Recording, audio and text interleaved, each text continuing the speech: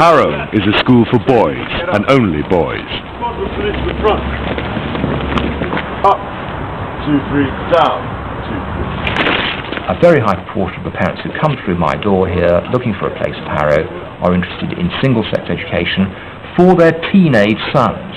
In those critical years, they think there's some sense in a single-sex school. The boys practicing their cadet corps drill attend one of only 3 all-boys boarding schools in the country. Too fast, everybody's too fast. Listen to the timing, okay? I would much rather go to an all-boys school because if girls were here, I think that would seriously affect my work. The younger ones would say, no way, oh it sucks, we definitely must have girls, yeah, that'd be so cool, imagine there'd be girls' houses we could break into, it'd be so cool. But I think anyone who kind of is looking at it sensibly would actually acknowledge that it works as it is.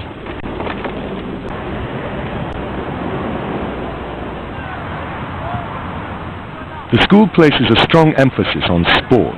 Games are played 5 days a week after lessons.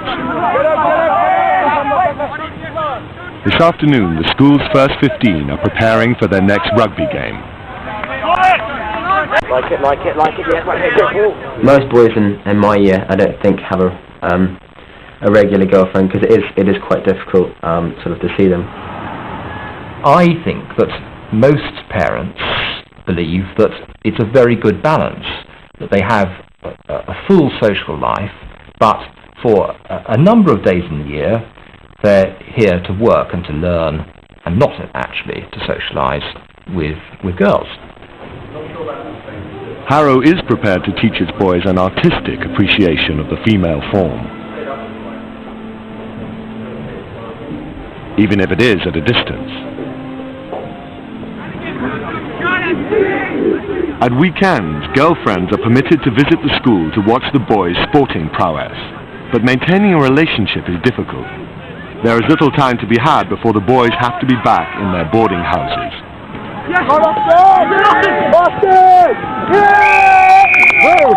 It's one of those kind of in-jokes about public school, or single-sex public schools. You know, the 800 testosterone-fueled boys all trapped in one small, relatively small place, you know, for a long time, is difficult for every member of the school, and everyone feels it. Harrow has made changes. There are now 5 women amongst the 90 full-time staff who teach the boys. I think they are in a very rarefied sort of position. I mean, they're not living in a natural community. I mean, it's a whole colony of men living together. And I think in a way it's an unnatural environment. On Wednesday afternoons, boys parade in the Combined Cadet Force, also known as the Harrow Rifle Corps. Get on! Hey! For the new recruits, this is their first experience of drill. Established in 1859, the Corps is still a central feature of school life. The boys are instructed in traditional military skills, such as drill, weaponry, and leadership.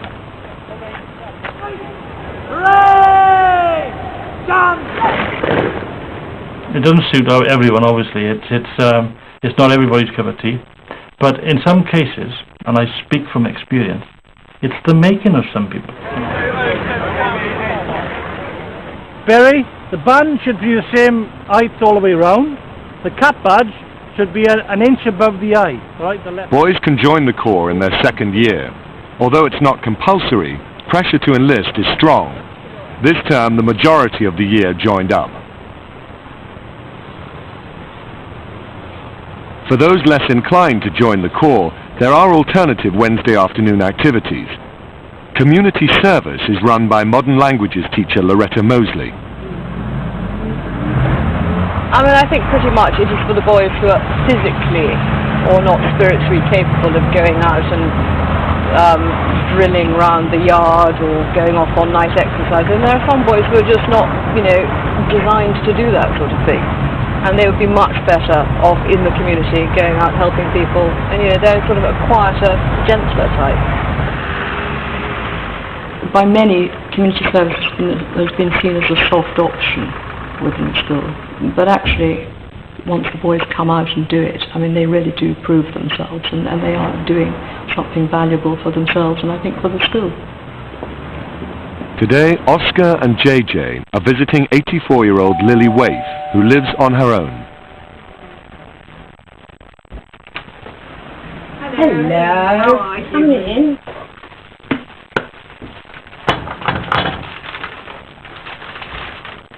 They're exceptionally nice boys. They hoover,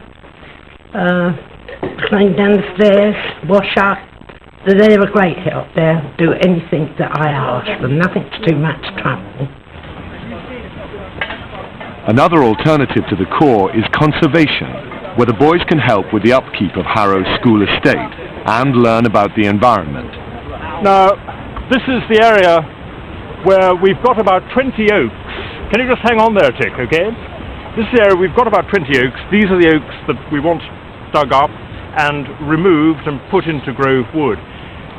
Just to remind you, this whole area here is a butterfly and moth site.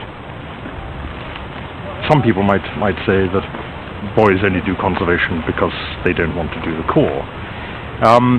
That may be true for some boys, but what I've been increasingly encouraged by, actually, is the growing awareness that there is something to be learnt from all this. Look at that taproot. Oh, we've bashed it a bit there, but that's enormous. Well, the people who do Corps seem to not care at all about the conservation.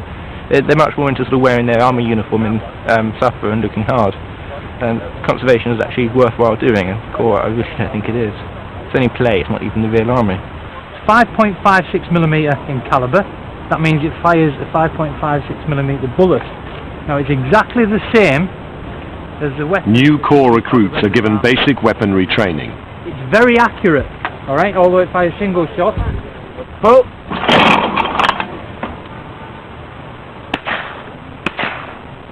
Senior boys practice their shooting and hone their military skills. So, Marine section ready for inspection. Carry on. In open order, march! Eyes front! Those joining the Corps don't necessarily expect to enjoy it. You always get the old ones telling everybody don't join the Marines or don't join the Army. Because, all you're going to do is just run, do push-ups and sit-ups, which is, which does happen occasionally time to time. But not joining is thought of as taking the comfortable option. They'd rather be munching Mars bars in a nice hot room with a cup of coffee and the telly, talking to somebody, an old person for an hour and keeping them company rather than being in the cold. There you go. Thank you very much. How many biscuits do you like, Mrs. Waith? I chose community service because I didn't see much point of marching around all the time, and I just prefer it. I like to help out and help people who need help. It's really important to have them here because my family have grown up and moved on and away. And the boys are the only young people that I see. Do your drill correctly, and let's no laughing and joking and smiling and talking and swearing. Quick, march! Left, right, left, right, left, right, left, right, left, right, left, right, left, right, left, right, left, right. Down in the woods, the conservationists are clearing the ground for their tree planting. Boys who do CCF, they kind of think we're all sort of like wusses up here, that we don't actually do any work, which you can obviously see is completely wrong, and I think they're all just a bit silly. I mean, why on earth would you want to do that? When I ask my friends why they do it, they say that it's fun and enforces discipline, but I don't think you need CCF to give you discipline, and this basically because I like plants and things and nature, I decided to do conservation. As these boys plant oaks for the benefit of future Harrovians, their opposite numbers in the Corps face their toughest weekend of the term away from the school. Yeah, do that. Yeah, I thought that's correct. What about its basics then? What is physical geography? You've been doing physical geography ever since you arrived here at Harrow. But do you really know what physical geography is? Have a couple of seconds. 25-year-old teacher Keith Metcalf is settling into his first term at school. But he has yet to undergo an intimidating rite of passage before becoming a fully fledged Harrow master. The line. The boys of the Harrow Rifle Corps are also going through a very different rite of passage. They're on manoeuvres at the Army Training Zone in Sandhurst. It's as near as they'll get to battle conditions. Just over 3 weeks now since term started, since I taught my first lesson. And I'm beginning to feel like I'm part of it here. I feel like I know what's going on, I'm up to speed. I feel like I'm beginning to belong. Many Harrow rituals are now second nature to Keith. In a tradition called capping, masters and boys acknowledge each other when passing in the street. Oh, then put it back together again. Many of the new recruits are experiencing the art of survival for the first time. They'll be expected to build their own shelters for the night. All I want you to do is make sure you tie it up, alright, lift it up in the centre, and that will prevent, alright, any water holding on it, otherwise you'll get wet. This is of course, for certainly the younger ones, and it's a bit of an adventure really. And you will find that there are some of the boys here who've probably never spent a night out in the open in their lives. Yeah, it's quite comfortable now actually. It might be a bit cold at night. Yeah, that's true. But as long as it doesn't rain, we'll be fine. Well, as long as it rains in the right direction, instead of that way. Get wet. What do you mean pillow? I mean, the situation that we put a lot of these boys in will be totally alien to them in some respects, and I think that's that in itself is a very positive experience for them. No one else is actually going to look after them, they've got to look after themselves. There's no housemaster, sort of mollycoddling them or matron to pick up the pieces. They're out here 24 hours and they do actually look after themselves. Oh no! Right, get in there! Back at Harrow, Keith Metcalf is grappling with an unfamiliar task. Like all Harrow newcomers, he has to perform a solo song in front of the 60 boys in his house. But first, he must learn the words. We all have to do the same, the first 4 lines of the Men of Harlech. And I've just been given the book, so I've got a week to go, and I've got it to learn. And, well, I think I should be able to do it in the time, or learn it at least. But I don't know the tune. You actually rub it in, get rubbing, alright, spit, good lad. Rub it in, alright, and we get it underneath the nose, in the nostrils and everything like that. In the field, all matrons' lessons about hygiene are abandoned as boys camouflage themselves to fool the enemy and each other. You were sharp! Yeah, Come on, eyelids, that's enough. You look like a fool. With his solo approaching, Keith has enlisted some support. His girlfriend Claire has come to help him rehearse.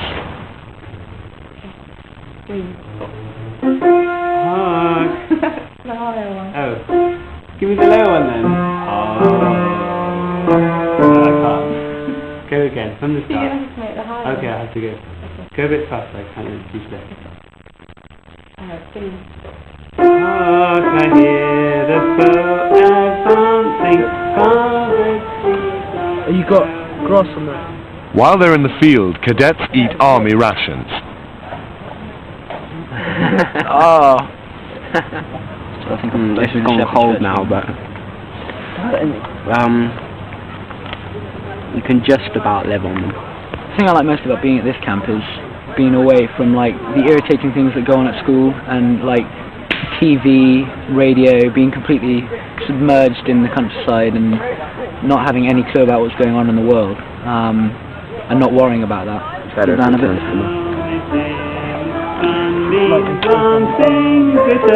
through the trees. I keep wanting to say fields. So it helps pull if you stood up. Oh, sorry. Okay, more air. Okay. In the top. Yeah. I'll try not to look at the way. Hark, I hear the foe advancing, forward steep are proudly prancing, hell is in the sunbeams glancing, It could be quite useful in case ever a war does break out. Then then, which I hopefully it won't, but then you've got some boys from all our generations who actually know how to handle a weapon. So if ever Britain did get invaded, then it could kick ass. The bullets may be blanks, but the lessons are well learned. Many boys from the Harrow Rifle Corps become commanding officers. Britain's former Chief of Defence Staff, General Sir Charles Guthrie, started his army training in the Harrow Corps, and 19 old Harrovians have been awarded the Victoria Cross. I mean, this kind of situation really tests your own qualities, your own skills, and your leadership qualities most of all. I mean, I'm sure I've gained confidence in a leadership role hugely because of being in charge of these guys.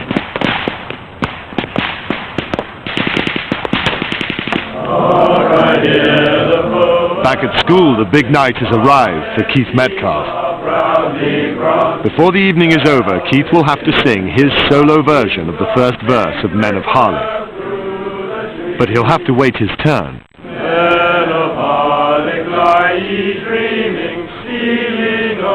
At camp, the boys prepare for their night out in the open. Masters and senior cadets patrol the area. Very well camouflaged. This is the first chance that they've got of discovering the other side of Corps that isn't based on the parade ground. There's a couple who are getting a bit cocky because they thought they knew it all, because they'd done drill and that was it. But night exercise suddenly opens up all these new opportunities and shows them another whole side of the Corps about which most of them know absolutely nothing. Your personal discipline, put it all inside, tucked underneath, out the way. If it pours the rain tonight, all this kit's going to get soaked. Back at Drury's house, the first solo performances come from the new boys.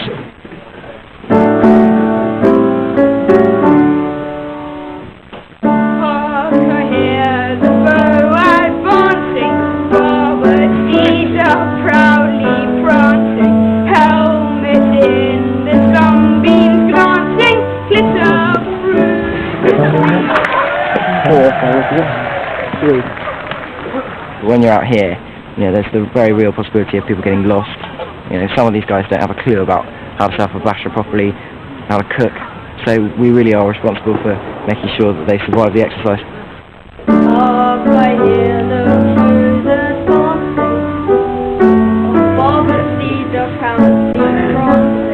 That's lights out, heads down, no talking now. You'll be woken up at 5 o'clock. Get some sleep.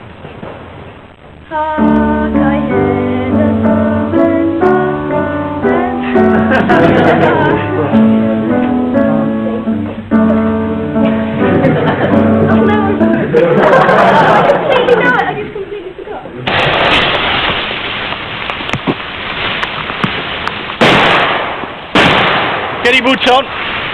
Drop your ponchos. The Corps recruits are made to strike camp in the pouring rain. Make sure you've got all your kit.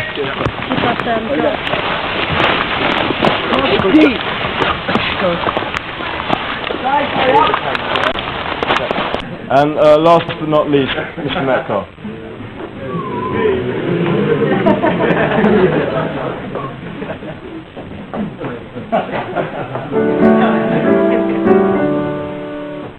Hark, I hear the foe advancing, Barbers' feet are proudly prancing, helmets beams glancing, glitter through.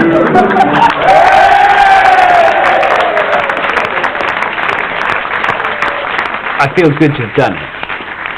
It's something that you have to do, and it is hard, and it is embarrassing, and you do get incredibly nervous. But once you've done it, you feel like you're in. Follow on, follow on, follow on, follow on, follow on.